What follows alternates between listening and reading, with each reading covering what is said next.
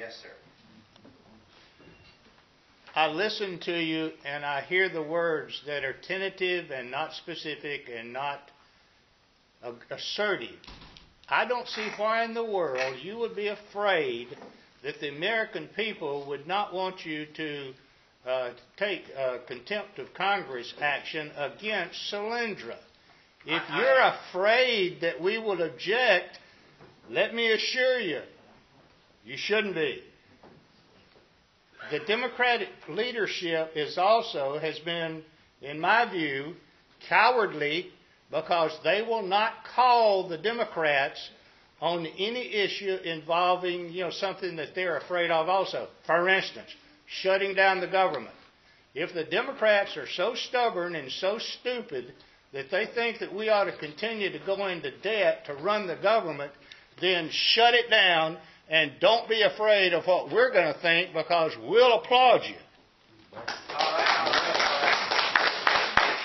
What's your first name? Frank? Frank. Okay, Frank, you were Frank.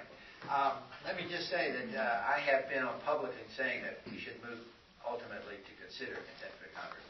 The way it worked, we'd have a business meeting in the Oversight and Investigation Committee that I chair. Democrats and Republicans would sit down, we'd talk in the business meeting, and I would bring up the recommendation. Then we vote on it. Democrats would all vote no, Republicans vote yes.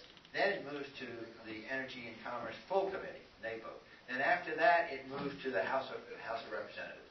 So, as I point out, that if the White House continues to stall, that this would be the ultimate response.